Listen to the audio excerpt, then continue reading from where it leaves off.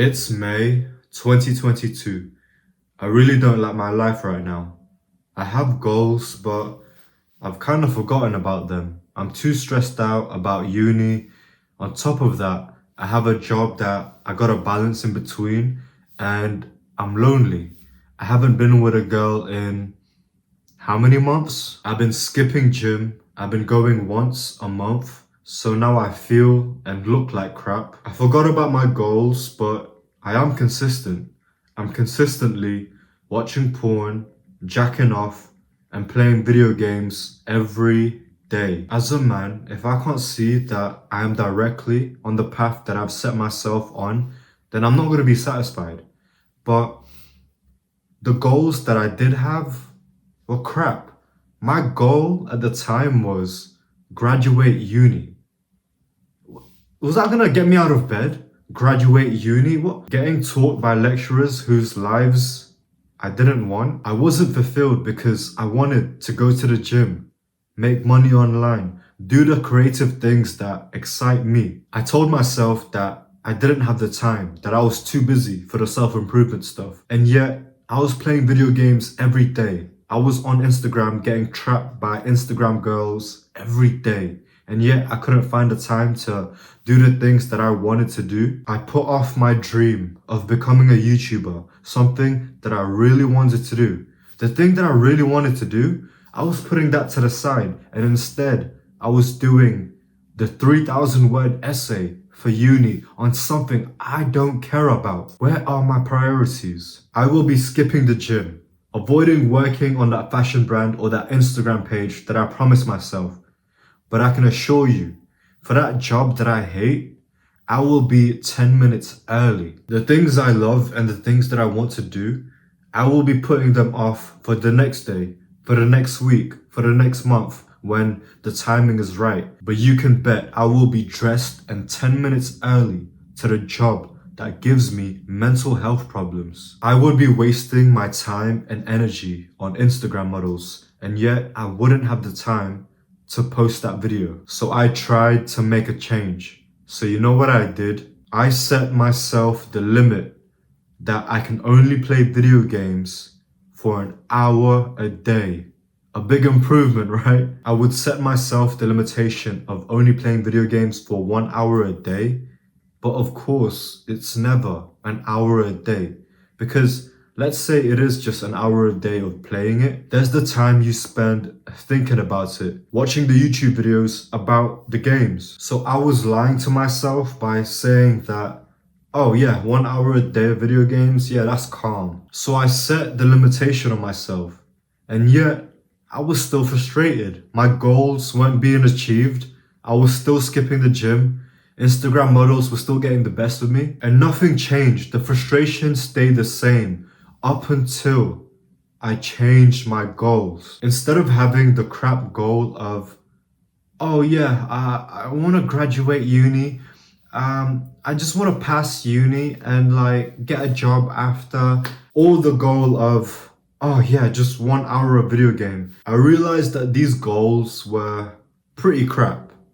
They weren't getting me out of bed. You think that piece of paper for uni will get me out of bed? To get that piece of paper, to work for someone else, doing a job that is actually not that bad, but it's not fulfilling. Do you think that would get me out of bed? So what I did was I focused on the inside stuff, the self-image, the confidence, how I see myself. And before you click away thinking that this is just another spiritual video, it doesn't matter if I change my goals to something bigger. If I don't genuinely believe that I can achieve these big goals, then there's no way that I'm going to achieve them. So what I did with the meditation, with the healing of childhood traumas, with reading books, all of that was so I can believe in myself, because anyone can just change their goals to a bigger goal, but not just anyone can change their goals to something big and actually believe they can do it. That's why people settle for crap goals. That's why people settle for, oh yeah, I just want to graduate uni and get a job. That's your goal? That should be minimum standard at least.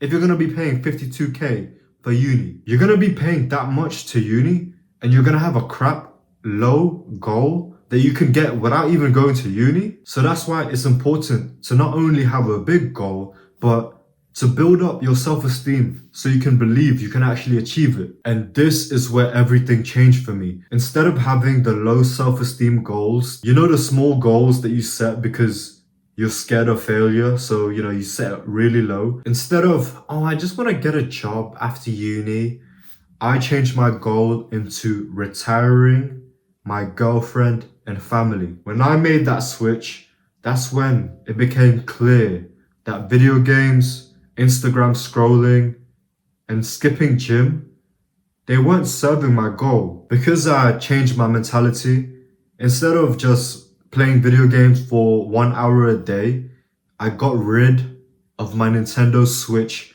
completely. I'm not saying that it's going to be easy to get rid of these things because I cried so much leading up to me actually getting rid of my Nintendo Switch because I felt like I was losing my childhood. I got rid of my Nintendo Switch 2 years ago, and I'm not gonna lie, I wish I could tell you that I don't think about it anymore, but I still have the urges to play Pokemon, to play Mario Kart, because in my childhood, with the old Nintendos, those are the games that I used to play. And Nintendo would just keep remaking the classics. And the reason why I got my first job was so that I could buy my Nintendo Switch without having to rely on my parents. And my first job was delivering food to people on a bicycle. I needed to deliver one more food order until I had the £300 so that I could buy my Nintendo Switch. And when I saw that I had enough money on the delivery app to buy my Switch,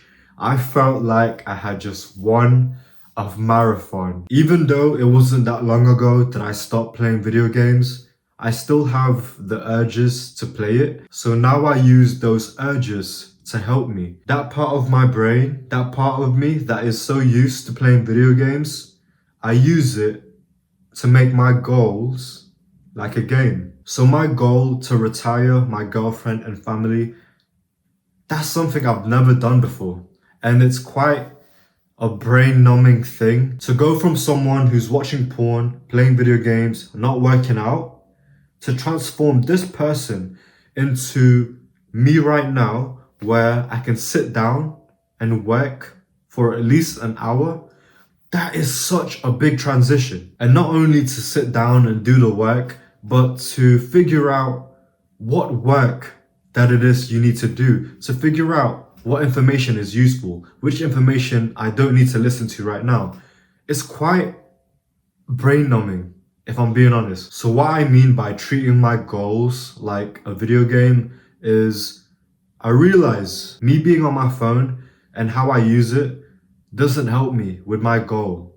Whether it's YouTube watching, Instagram consuming, I realize that me being on my phone without intention is hurting me and my goal. So what I did was I treated it like levels. For me to stop using my phone in a non-helpful way, that is the mission. But then there's levels to it. Level 1, put my phone on do not disturb all the time. I respect my attention so much to the point where it doesn't deserve to be distracted by a notification, a phone call that I didn't want, or anything else. The next level is turning my phone on black and white and leaving that setting on all the time. So now we have do not disturb on top of black and white.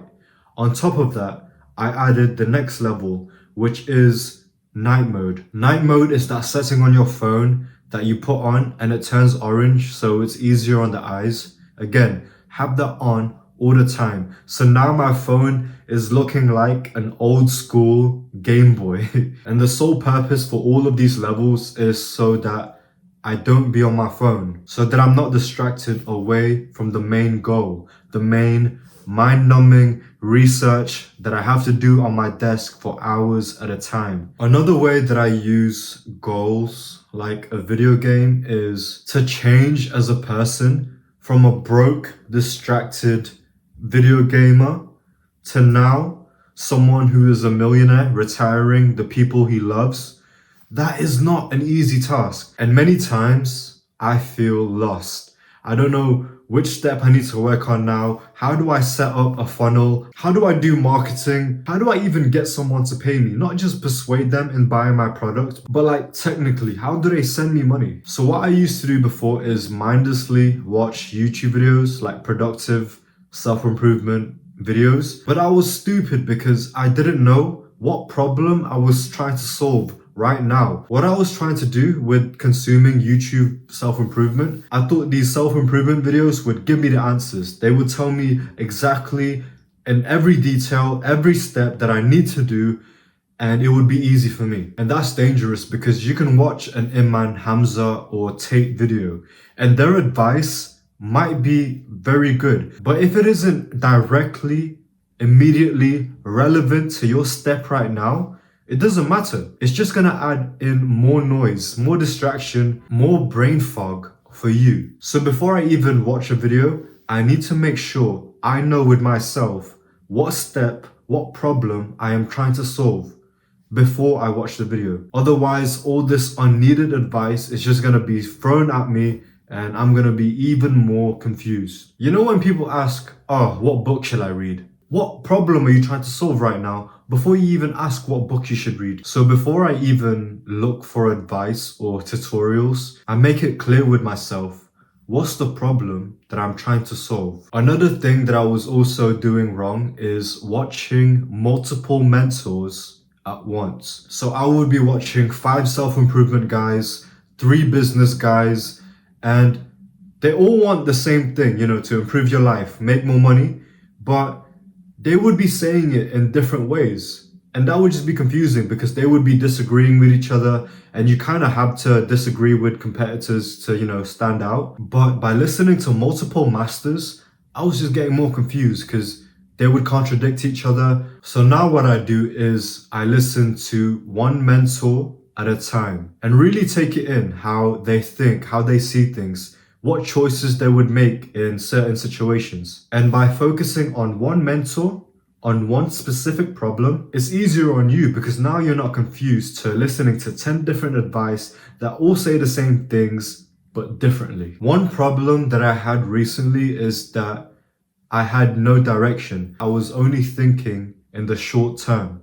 I wasn't thinking past 1 month, whereas I should be thinking 1 year, 5 years out. So what I did was I went onto Sam Ovens' YouTube channel. Sam Ovens is the guy who made the school website and he's like super rich. I searched for all of Sam's videos that were about long-term planning. And not only did I watch them, but I watched them again and again and again. And the purpose of this is just to understand the way he's thinking. If he was in my situation right now, what choices would he make to benefit me? And when I was searching for the solution to this problem I was having, it made me think back to when I was 11 years old.